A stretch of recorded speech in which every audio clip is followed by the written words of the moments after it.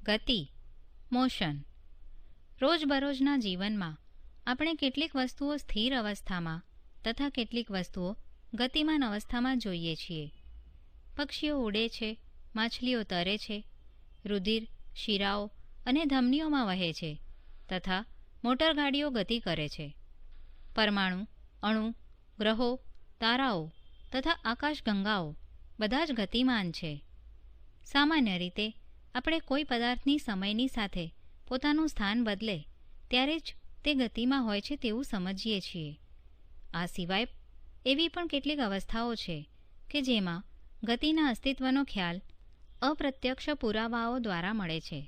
ઉદાહરણ તરીકે આપણે હવાની ગતિનું અનુમાન ધૂળના રજકણોના ઉડવાથી તથા વૃક્ષોની ડાળીઓ તેમજ પર્ણોના હલનચલન પરથી કરીએ છીએ. સૂર્યોદય, સૂર્યાસ્ત તેમજ ઋતુ પરિવર્તન પાછળ કયું કારણ જવાબદાર છે? શું તે પૃથ્વીની ગતિના કારણે છે? જો આ સાચું છે તો આપણે પૃથ્વીની ગતિનું અનુમાન પ્રત્યક્ષ રૂપે કેમ કરી શકતા નથી? કોઈ એક વ્યક્તિ માટે એક વસ્તુ ગતિશીલ હોય તો બીજી એક વ્યક્તિ માટે તે સ્થિર પણ હોઈ શકે. ગતિ કરતી બસમાં બેઠેલા મુસાફરોને રસ્તાના કિનારે આવેલા ઝાડ પાછળ તરફ ગતિ કરતા અનુભવાય છે. રસ્તાના કિનારે ઊભેલ એક વ્યક્તિ બસમાં બેઠેલા બધા જ મુસાફરોને બસ સાથે ગતિ કરતા અનુભવે છે, જ્યારે બસમાં બેઠેલ એક મુસાફર પોતાના સાથી મુસાફરોને સ્થિર અવસ્થામાં જુએ છે. આ અવલોકનો શું દર્શાવે છે? મોટાભાગની વસ્તુઓની ગતિ જટિલ હોય છે. કેટલીક વસ્તુઓ સીધી રેખામાં તો કેટલીક વસ્તુઓ વર્તુળાકાર પથ પર ગતિ કરતી હોય છે. કેટલીક વસ્તુઓ ચાક ગતિ તો કેટલીક વસ્તુઓ કંપન કરતી હોય છે. એવી પણ પરિસ્થિતિ હોઈ શકે કે જેમાં આ બધાનો એક સાથે સમાવેશ હોય. આ પ્રકરણમાં સૌ પ્રથમ આપણે સીધી રેખામાં ગતિ કરતી વસ્તુઓનો અભ્યાસ કરીશું. આપણે આ પ્રકારની ગતિઓનો અભ્યાસ સામાન્ય સમીકરણો તેમજ ગ્રાફ એટલે કે આલેખની મદદથી કરીશું. ત્યારબાદ આપણે વર્તુળાકાર ગતિ વિશે ચર્ચા કરીશું. ગતિનું વર્ણન, ડિસ્ક્રાઇબિંગ મોશન. આપણે કોઈ વસ્તુનું સ્થાન એક સંદર્ભ બિંદુ નક્કી કરી રજૂ કરીએ છીએ. આવો આપણે આ એક ઉદાહરણ દ્વારા સમજીએ. માની લો કે કોઈ એક ગામમાં એક શાળા રેલવે સ્ટેશનથી 2 કિલોમીટર ઉત્તર દિશામાં છે. આપણે તે શાળાનું સ્થાન તે રેલવે સ્ટેશનની સાપેક્ષે નિર્ધારિત કર્યું છે. આ ઉદાહરણમાં રેલવે સ્ટેશન સંદર્ભ બિંદુ છે. આપણે આપણી અનુકૂળતા ખાતર બીજા સંદર્ભ બિંદુઓ પણ પસંદ કરી શકીએ. આમ કોઈ વસ્તુનું સ્થાન દર્શાવવા માટે આપણને એક સંદર્ભ બિંદુની જરૂર પડે છે, જેને ઉગમ બિંદુ કહે છે. સુરેખ પથ પર ગતિ, motion along a straight line. ગતિનો સૌથી સરળ પ્રકાર રેખીય ગતિ છે. આપણે સૌપ્રથમ એક ઉદાહરણ દ્વારા તેને વર્ણવવાનું શીખીશું. ધારો કે કોઈ વસ્તુ સુરેખ પથ પર ગતિ કરી રહી છે. વસ્તુ પોતાની ગતિ બિંદુ O થી શરૂ કરે છે, જેને સંદર્ભ બિંદુ ગણી શકાય. ધારો કે A, B અને C જુદી જુદી ક્ષણે વસ્તુનું સ્થાન દર્શાવે છે. સૌ પ્રથમ વસ્તુ C અને B બિંદુઓ પાસેથી પસાર થઈ બિંદુ A પાસે પહોંચે છે. ત્યારબાદ તે આ જ પથ પર પરત ફરે છે અને B પાસેથી પસાર થઈ C સુધી પહોંચે છે. વસ્તુ દ્વારા આવરી લેવાયેલ કુલ પથ લંબાઈ OA પ્લસ AC એટલે કે 60 kilometre plus 35 kilometre is equal two 95 kilometre છે, જે વસ્તુ દ્વારા કપાયેલ કુલ અંતર છે. કોઈ વસ્તુનું અંતર નક્કી કરવા માટે ફક્ત મૂલ્યની જ જરૂરિયાત હોય છે, ગતિની દિશાની નહીં. કેટલીક રાશિઓ એવી હોય છે કે જેને માત્ર મૂલ્ય વડે દર્શાવી શકાય છે. આ આંકડાકીય મૂલ્ય તે ભૌતિક રાશિનું માન એટલે કે મૂલ્ય દર્શાવે છે. આ ઉદાહરણ દ્વારા શું તમે વસ્તુની પ્રારંભિક અવસ્થા O થી તેની અવસ્થા C સુધીનું અંતર જાણી શકો? આ તફાવત તમને બિંદુ O થી શરૂ કરી બિંદુ A પરથી પરત થઈને બિંદુ C સુધી પહોંચતા થતાં સ્થાનાંતરનું મૂલ્ય આપે છે. વસ્તુની પ્રારંભિક તેમજ અંતિમ સ્થિતિ વચ્ચેના લઘુત્તમ અંતરને વસ્તુનું સ્થાનાંતર કહે છે. શું સ્થાનાંતરનું મૂલ્ય વસ્તુ દ્વારા કાપેલ અંતર જેટલું હોઈ શકે? આકૃતિમાં દર્શાવેલ ઉદાહરણ ધ્યાનમાં લો. વસ્તુ દ્વારા O થી A સુધી ગતિ દરમિયાન કાપેલ અંતરનું મૂલ્ય 60 કિલોમીટર છે તથા સ્થાનાંતરનું મૂલ્ય પણ 60 કિલોમીટર છે. O થી A અને ત્યાંથી B સુધી પાછા ફરતા તેણે કાપેલ અંતર is equal two 60 kilometre plus 25 kilometre is equal two 85 kilometre, જ્યારે સ્થાનાંતરનું મૂલ્ય ઇઝ ઇક્વલ ટુ 35 કિલોમીટર. આમ સ્થાનાંતરનું મૂલ્ય 35 કિલોમીટર અને પથ લંબાઈ 85 કિલોમીટર બંને સરખા નથી. આ સિવાય આપણે એ પણ નોંધીએ કે ગતિ દરમિયાન સ્થાનાંતરનું મૂલ્ય શૂન્ય હોઈ શકે, પરંતુ તે દરમિયાન કપાયેલ અંતરનું મૂલ્ય શૂન્ય હોતું નથી. જો આપણે એવું માનીએ કે વસ્તુ ગતિ કરી બિંદુ O પાસે પાછી આવે છે, તો તેનું અંતિમ સ્થાન પ્રારંભિક સ્થાન પર સંપાત થશે અને તેથી તેનું સ્થાનાંતર શૂન્ય થશે. પરંતુ આ ગતિ દરમિયાન તેણે કાપેલ કુલ અંતર OA plus AO is equal two 60 kilometre plus 60 kilometre is equal two 120 kilometre થશે. આ રીતે બે અલગ અલગ ભૌતિક રાશિઓ અંતર અને સ્થાનાંતરનો ઉપયોગ વસ્તુની ગતિના સંપૂર્ણ વર્ણન માટે તેમજ આપેલ સમયગાળામાં વસ્તુના પ્રારંભિક સ્થાનની સાપેક્ષે અંતિમ સ્થાન જાણવા માટે કરવામાં આવે છે.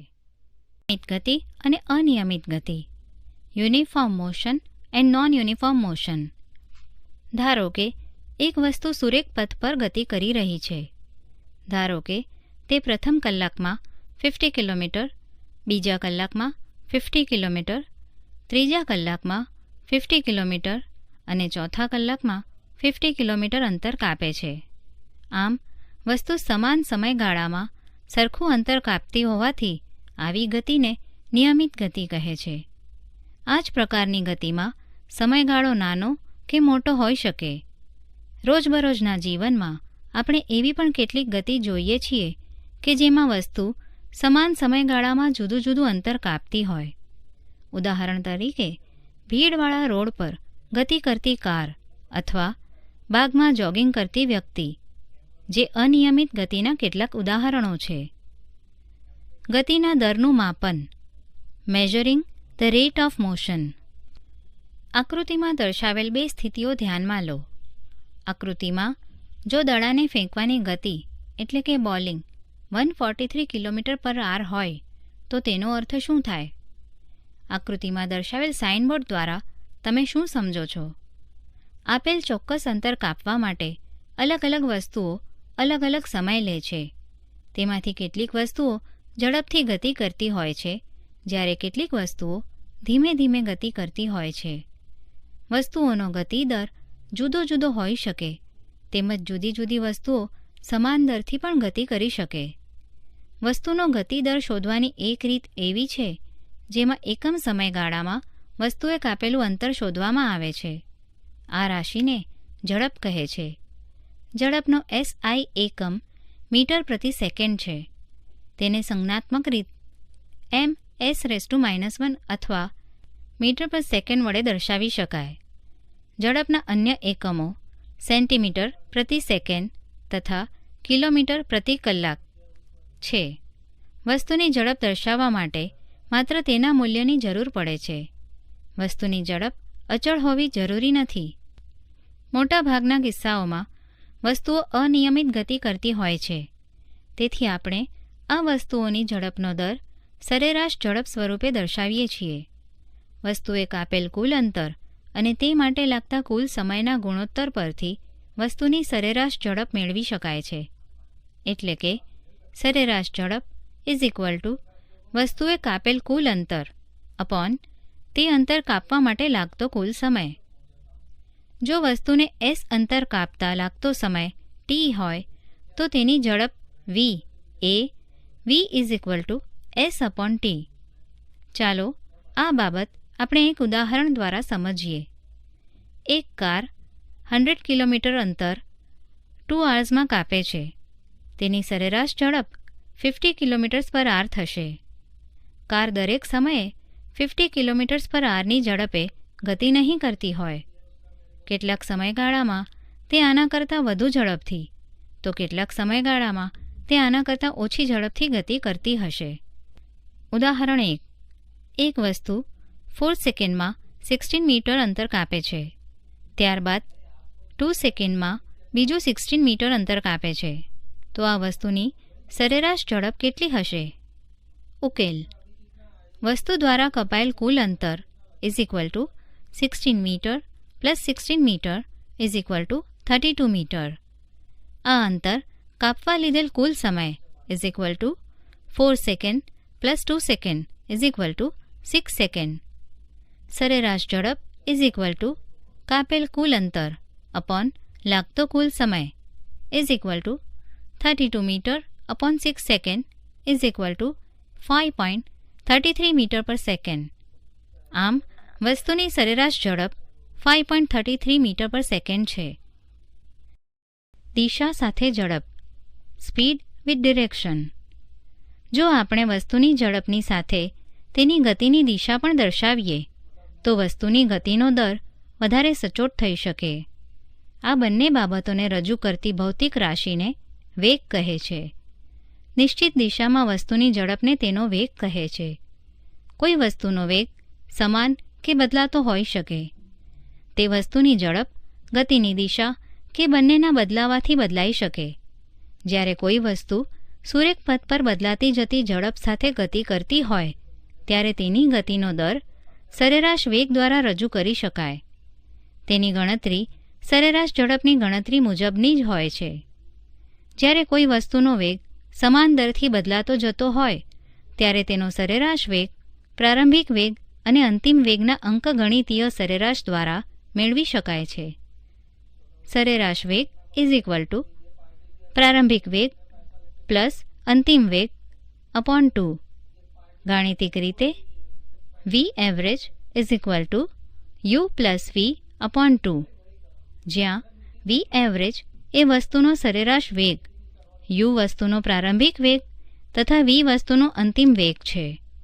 ઝડપ અને વેગ બંનેના એકમો સમાન હોય છે, એટલે કે મીટર પર સેકન્ડ.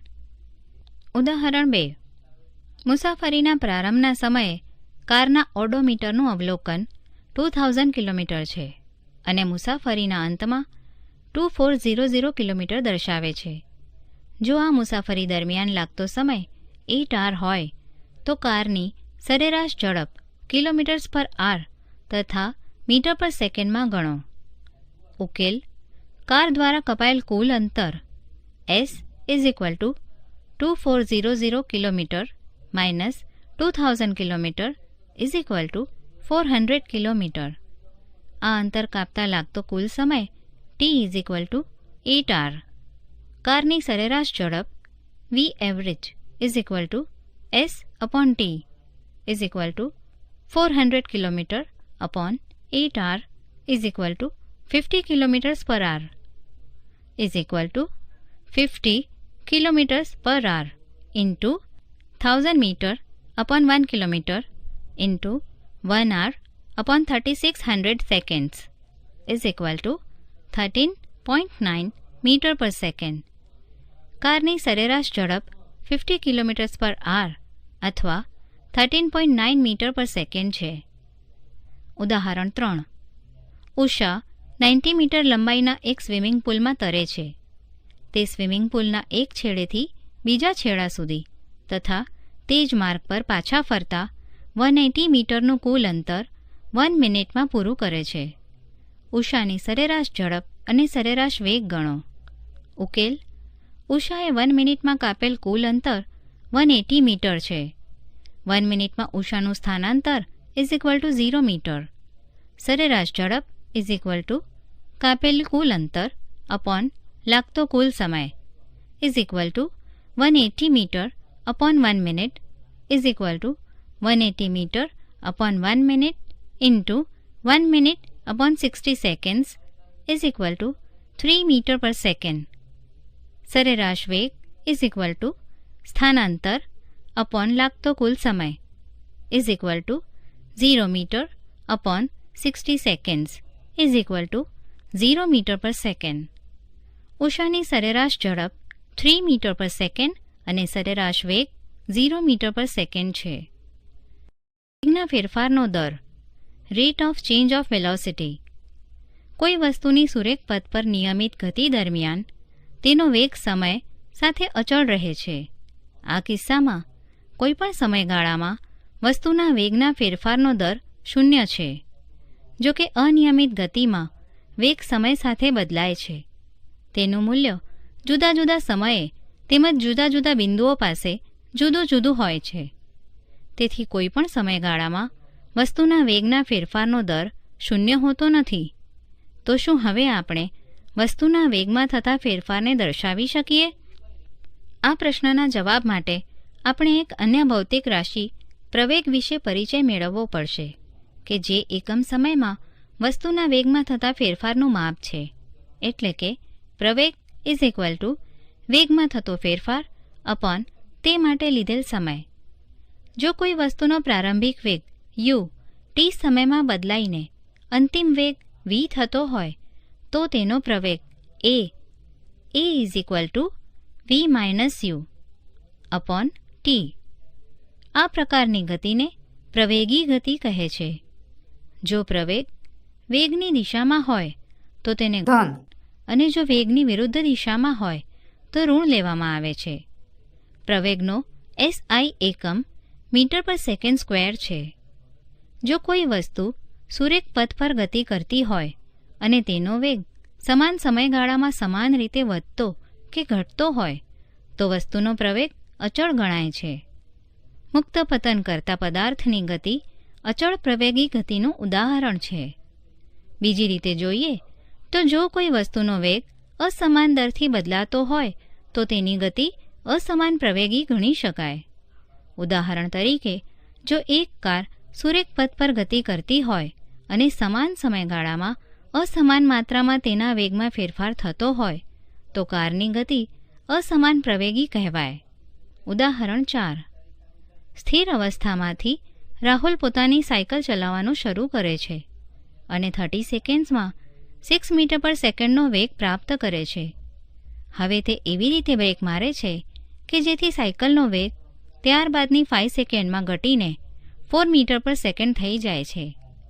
આ બંને કિસ્સાઓમાં સાયકલના પ્રવેગની ગણતરી કરો. ઉકેલ. પ્રથમ કિસ્સામાં પ્રારંભિક વેગ u ઇઝ ઇક્વલ ટુ 0, અંતિમ વેગ v is equal to 6 metre per second, સમય t is equal to 30 second. સમીકરણ પરથી a is equal to v minus u upon t.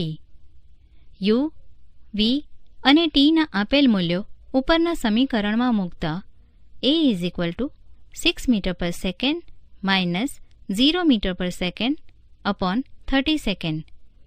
a is equal to 0.2 metre per second square. બીજા કિસ્સામાં પ્રારંભિક વેગ u is equal to 6 metre per second, અંતિમ વેગ v is equal to 4 metre per second, સમય t is equal to 5 second. તેથી a is equal to 4 metre per second minus 6 metre per second upon 5 second is equal to minus 0.4 metre per second square. આમ સાયકલનો પ્રથમ કિસ્સામાં પ્રવેગ 0.2 metre per second square છે અને બીજા કિસ્સામાં minus 0.4 metre per second square છે. આલેખીય નિરૂપણ, ગ્રાફિકલ રિપ્રેઝન્ટેશન ઓફ મોશન. ઘણી બધી ઘટનાઓની મૂળભૂત જાણકારી આલેખ દ્વારા સરળતાપૂર્વક મળી શકે છે. ઉદાહરણ તરીકે કોઈ એક દિવસીય ક્રિકેટ મેચના પ્રસારણ દરમિયાન કોઈ ટીમ દ્વારા પ્રત્યેક ઓવરમાં બનાવેલ રનના દરને ઊભા સ્તંભ એટલે કે ઊભી લીટી અથવા બારવાળા આલેખ વડે દર્શાવાય છે. તમે ગણિતમાં અભ્યાસ કર્યો છે તે મુજબ સુરેખ આલેખની મદદથી બે ચલો ધરાવતા રેખીય સમીકરણનો ઉકેલ મેળવી શકાય છે. કોઈ વસ્તુની ગતિને દર્શાવવા માટે આપણે સુરેખ આલેખનો ઉપયોગ કરીએ છીએ. આ કિસ્સામાં સુરેખ આલેખ કોઈ એક ભૌતિક રાશિ પરની નિર્ભરતા દર્શાવે છે, જેમ કે અંતર કે વેગની કોઈ બીજી ભૌતિક રાશિ સમય પરની નિર્ભરતા. અંતર સમય આલેખો, ડિસ્ટન્સ ટાઈમ ગ્રાફ્સ. કોઈ વસ્તુના સ્થાનમાં સમયની સાપેક્ષમાં થતો ફેરફાર એક સુવિધાજનક સ્કેલ પસંદ કરી અંતર સમયના આલેખ દ્વારા દર્શાવી શકાય છે. આ આલેખમાં સમયને એક્સ અક્ષ પર તથા અંતરને વાય અક્ષ પર લેવામાં આવે છે. અંતર સમયના આલેખને વસ્તુની વિવિધ અવસ્થાઓ માટે દર્શાવી શકાય છે, જેમ કે સમાન ઝડપ, અસમાન ઝડપ, સ્થિર સ્થિતિ વગેરે. આપણે જાણીએ છીએ કે જ્યારે કોઈ વસ્તુ સમાન સમયગાળામાં સમાન અંતર કાપે ત્યારે તે અચળ ઝડપથી ગતિ કરે છે, જે દર્શાવે છે કે વસ્તુએ કાપેલ અંતર સમયના સમપ્રમાણમાં છે. આમ અચળ ઝડપ માટે અંતર વિરુદ્ધ સમયનો આલેખ સીધી રેખા મળે છે, જે આકૃતિમાં દર્શાવેલ છે. આલેખનો OB ભાગ દર્શાવે છે કે અંતર સમાન દરથી વધી રહ્યું છે. અહીં નોંધો કે જો તમે વાય અક્ષ પર વસ્તુએ કાપેલા અંતરના મૂલ્ય જેટલું જ તેણે કરેલા સ્થાનાંતરનું મૂલ્ય લો તો તમે અચળ ઝડપને બદલે અચળ વેગ એવું પદ વાપરી શકો.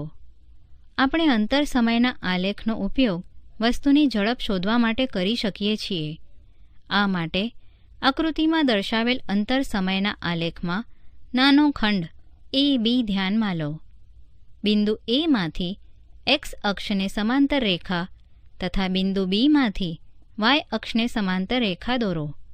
આ બંને રેખા બિંદુ C પાસે મળી ટ્રાયેંગલ ABCની રચના કરે છે.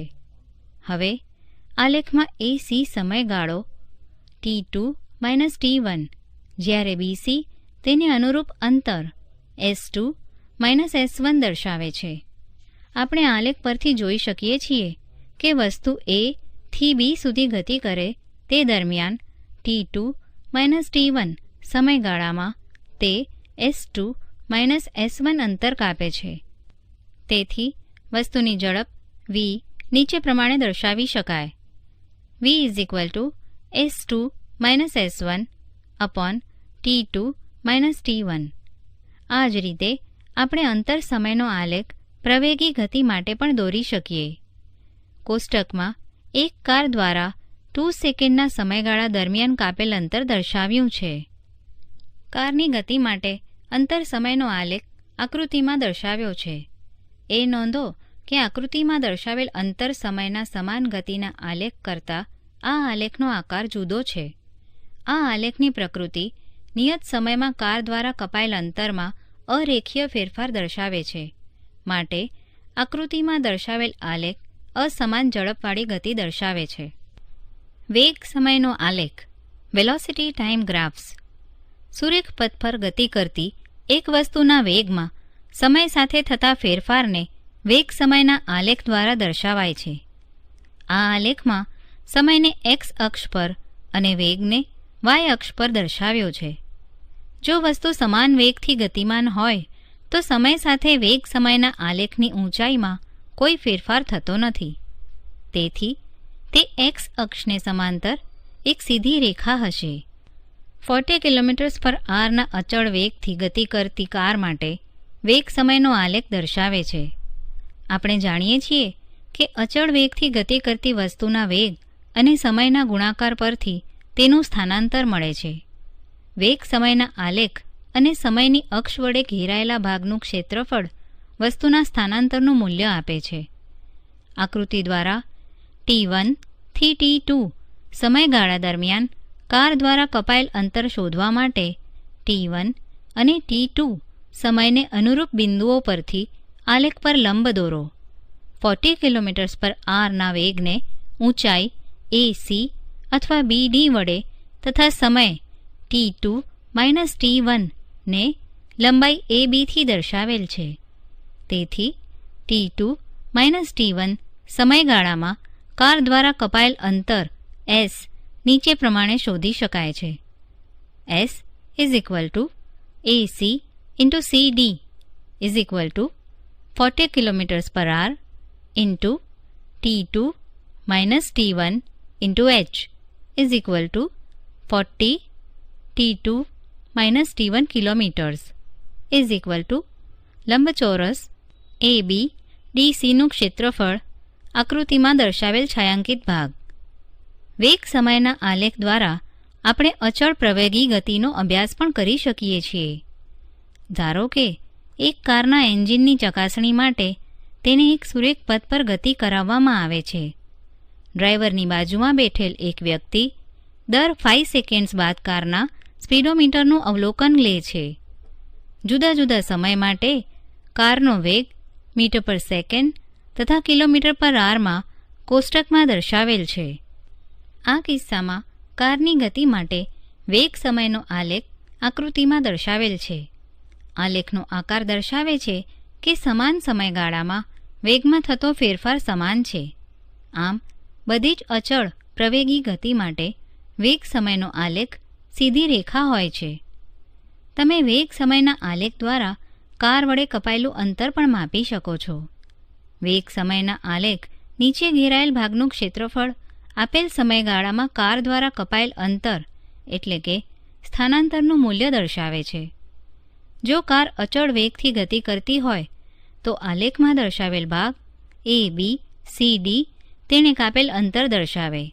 પરંતુ કારનો વેગ પ્રવેગી ગતિના કારણે બદલાતો હોવાથી કાર દ્વારા કપાયેલ અંતર S વેગ સમયના આલેખમાં દર્શાવેલ ક્ષેત્રફળ A, B, C, D, E દ્વારા મેળવી શકાય છે. S A, B, C, D, E નું ક્ષેત્રફળ લંબચોરસ A, B, C, D નું ક્ષેત્રફળ પ્લસ ત્રિકોણ A, D, E નું ક્ષેત્રફળ AB × BC plus 1/2 AD × DE. અનિયમિત પ્રવેગી ગતિના કિસ્સામાં વેગ સમયનો આલેખ ગમે તે આકારનો હોઈ શકે. આકૃતિમાં વેગ સમયનો આલેખ દર્શાવે છે કે વસ્તુની ગતિ એવી છે કે વેગ એ સમય સાથે ઘટતો જાય છે. જ્યારે આકૃતિમાં કોઈ વસ્તુના વેગમાં અસમાન ફેરફાર વેગ સમયના આલેખમાં દર્શાવેલ છે. રેખીય રીત વડે ગતિના સમીકરણો equations of motion by graphical method. કોઈ વસ્તુ સુરેખ પથ પર અચળ પ્રવેગથી ગતિ કરતી હોય તો તેના વેગ, ગતિ દરમિયાન તેના પ્રવેગ તથા તેના દ્વારા નિશ્ચિત સમયગાળામાં કાપેલ અંતર વચ્ચેનો સંબંધ સમીકરણો દ્વારા સ્થાપિત કરી શકાય છે, જેને ગતિના સમીકરણો કહે છે. આ પ્રકારના 3 સમીકરણો નીચે પ્રમાણે છે. V = U + AT, S = UT + 1/2 AT², 2AS = V² - U², જ્યાં U એ t સમયે a જેટલા અચળ પ્રવેગથી ગતિ કરતી વસ્તુનો પ્રારંભિક વેગ અને v અંતિમ વેગ છે. જ્યારે વસ્તુ દ્વારા t સમયમાં કપાયેલ અંતર s છે, વેગ અને સમય વચ્ચેનો સંબંધ દર્શાવે છે. જ્યારે સ્થાન અને સમય વચ્ચેનો સંબંધ દર્શાવે છે કે જે વેગ તેમજ સ્થાન વચ્ચેનો સંબંધ દર્શાવે છે, તેને પરથી tનો લોપ કરીને મેળવી શકાય છે. આ ત્રણેય સમીકરણોને આલેખીય રીત વડે તારવી શકાય છે. વેગ સમય સંબંધ માટેનું સમીકરણ equation for velocity time relation. અચળ પ્રવેગથી ગતિ કરતી વસ્તુનો આલેખ આકૃતિમાં દર્શાવેલ છે. આ આલેખ પરથી તમે જોઈ શકો છો કે વસ્તુનો પ્રારંભિક વેગ u છે બિંદુ A પાસે, અને તે t સમયમાં વધીને v બિંદુ B પાસે જેટલો થાય છે. વેગ એક સમાન દર a થી બદલાય છે. બિંદુ B થી બે લંબ BC અને BE અનુક્રમે સમય તથા વેગની અક્ષો પર દોરેલ છે. પ્રારંભિક વેગ OA દ્વારા અંતિમ વેગ BC દ્વારા તથા સમયગાળા t ને OC દ્વારા દર્શાવેલ છે. BD = BC - CD એ t સમયગાળામાં વેગમાં થતો ફેરફાર દર્શાવે છે. હવે OC ને સમાંતર AD રેખા દોરો. આલેખ પરથી આપણે જોઈ શકીએ છીએ કે BC = BD + BC = BD + OA. હવે BC = V અને OA = U મૂકતા આપણને V = BD + U અથવા BD = V - U મળે છે. વેગ સમય આલેખ પરથી વસ્તુના પ્રવેગને નીચે પ્રમાણે આપી શકાય. એ ઇઝ ઇક્વલ ટુ વેગમાં થતો ફેરફાર અપોન લીધેલ સમય is equal two BD upon AD is equal two BD upon OC. OC is equal to T મૂકતા આપણને A is equal two BD upon T મળે છે અથવા BD is equal two AT. સમીકરણ તથા આલેખ પરથી આપણને V is equal to U plus AT મળે છે. સ્થાન સમય સંબંધ માટેનું સમીકરણ equation for position time relation. ધારો કે વસ્તુ A જેટલા અચળ પ્રવેગથી T સમયમાં S જેટલું અંતર કાપે છે. વસ્તુ દ્વારા કપાયેલ અંતર વેગ સમયના આલેખ AB નીચે ઘેરાયેલ ભાગ OABCના ક્ષેત્રફળ દ્વારા પ્રાપ્ત થાય છે. આમ વસ્તુ દ્વારા કપાયેલ અંતર S નીચે પ્રમાણે દર્શાવી શકાય. S is equal two OABC નું ક્ષેત્રફળ કે જે સમલંબ ચતુષ્કોણ છે ઇઝ ઇક્વલ ટુ લંબચોરસ OADC નું ક્ષેત્રફળ પ્લસ ત્રિકોણ ABD નું ક્ષેત્રફળ is equal to OA into OC plus 1/2 AD into BD. OA is equal to U, OC is equal two AD is equal to T તથા BD is equal two AT મૂલ્યો મૂકતા આપણને S is equal to U into T plus 1/2 T into AT અથવા S is equal to UT plus 1/2 AT square મળે છે. સ્થાન વેગ સંબંધ માટેનું સમીકરણ equation for position velocity relation. દર્શાવેલ વેગ સમયના આલેખ પરથી અચળ પ્રવેગ A દ્વારા T સમયમાં વસ્તુ દ્વારા કપાયેલ અંતર S આલેખ નીચેના સમલંબ ચતુષ્કોણ OABC દ્વારા ઘેરાયેલ ભાગના ક્ષેત્રફળ દ્વારા મળે છે. એટલે કે S ઇઝ ઇક્વલ ટુ સમલંબ OABC નું ક્ષેત્રફળ is equal to OA plus BC into OC upon 2.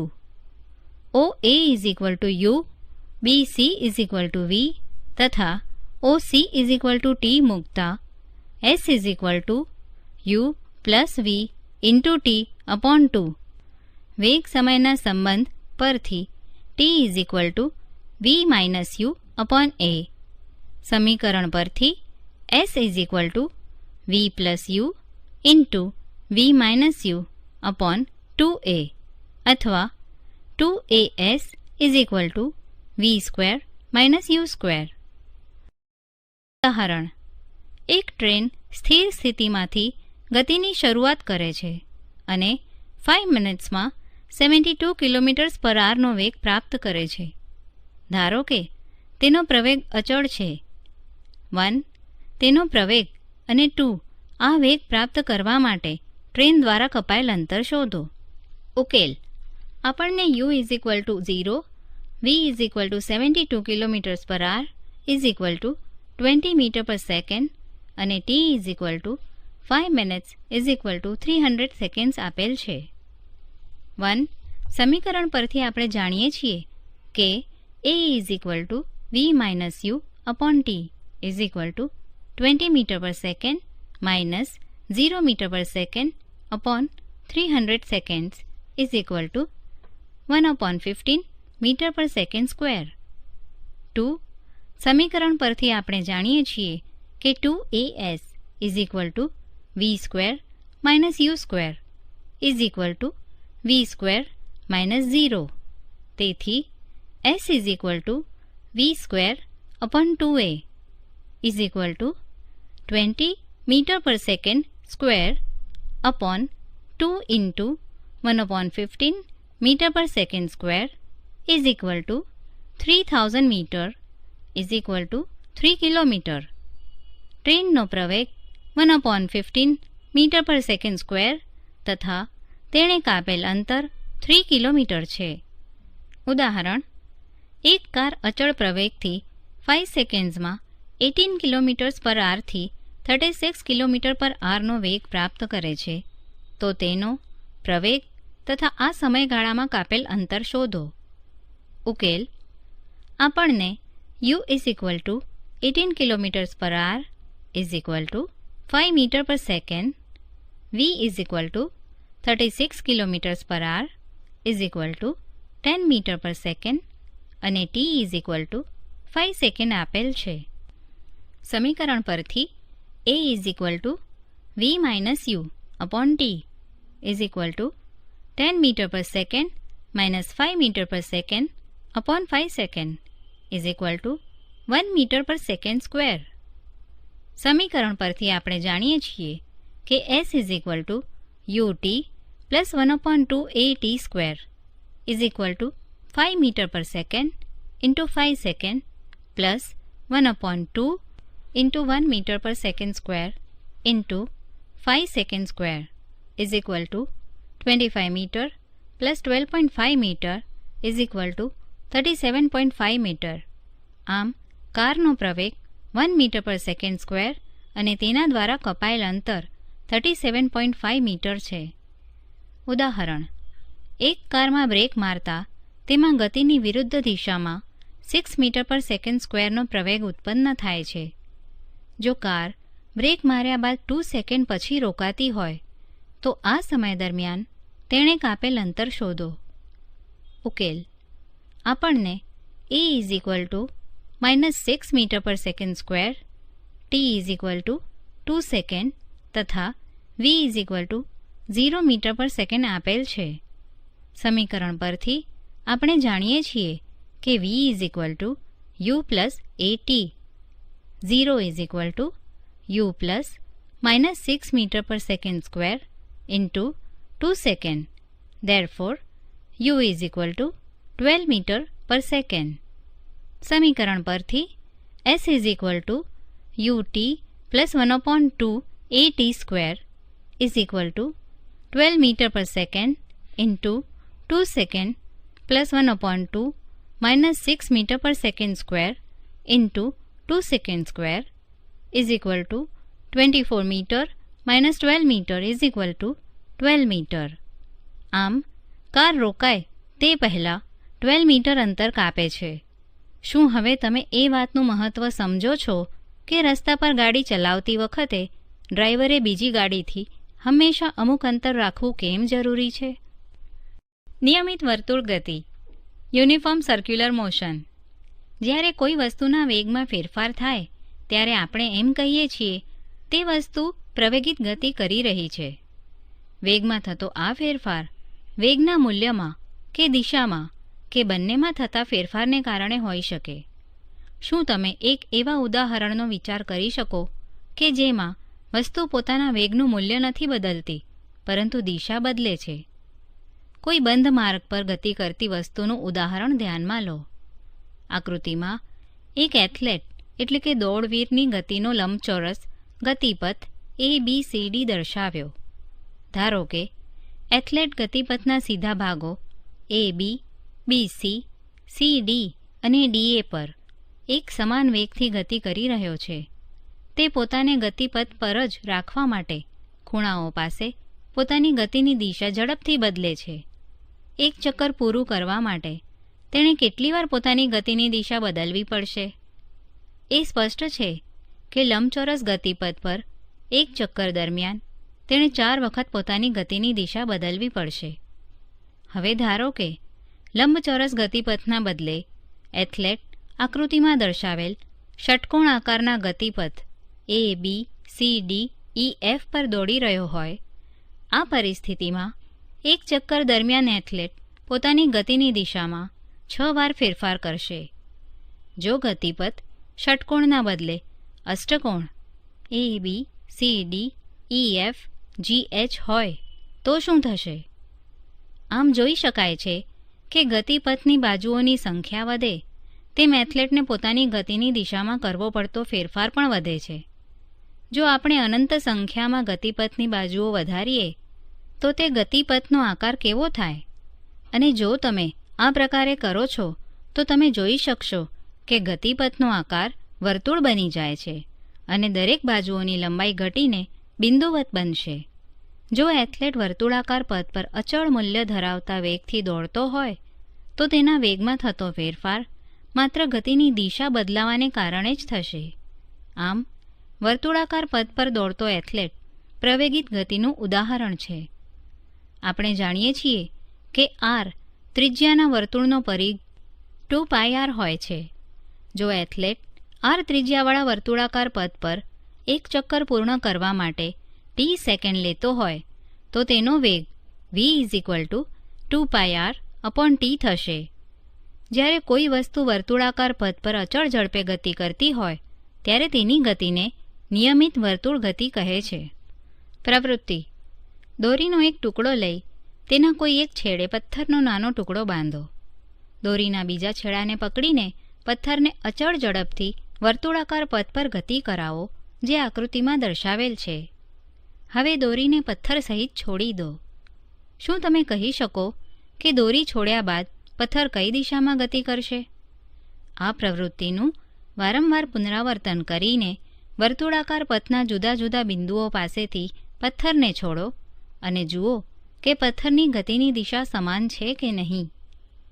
જો તમે ધ્યાનપૂર્વક જોશો તો તમને દેખાશે કે પથ્થરને મુક્ત કરતા તે વર્તુળાકાર પથ પરના તે બિંદુ પાસેના સ્પર્શકની દિશામાં સુરેખ પથ પર ગતિ કરે છે, કારણ કે જ્યારે પથ્થરને છોડવામાં આવે ત્યારે તે ક્ષણે તે જે દિશામાં ગતિ કરતો હોય તે જ દિશામાં ગતિ ચાલુ રાખશે. આ દર્શાવે છે કે જ્યારે પથ્થરને વર્તુળ ગતિ કરાવવામાં આવે ત્યારે દરેક બિંદુ પાસે તેની ગતિની દિશા બદલાય છે. જ્યારે કોઈ એથ્લેટ રમતગમતની હરીફાઈમાં ઘોડો કે ચક્ર ફેંકે છે ત્યારે તે ઘોડા કે ચક્રને હાથમાં પકડીને પોતાના શરીરને ગુમાવીને વર્તુળાકાર ગતિ આપે છે. ઇચ્છિત દિશામાં એકવાર છૂટ્યા બાદ તે ઘોડો કે ચક્ર તે જ દિશામાં ગતિ કરે છે જે દિશામાં તે છૂટતી વખતે ગતિ કરતો હોય. આ બરાબર તે જ પ્રકારે છે જેની ચર્ચા આપણે પ્રવૃત્તિમાં પથ્થરના માટે વર્ણન કરેલ હતું. વસ્તુઓની નિયમિત વર્તુળ ગતિના ઘણા બધા પરિચિત ઉદાહરણો છે, જેમ કે ચંદ્ર તેમજ પૃથ્વીની ગતિ. પૃથ્વીની ચારે તરફ વર્તુળાકાર કક્ષામાં પરિભ્રમણ કરતો ઉપગ્રહ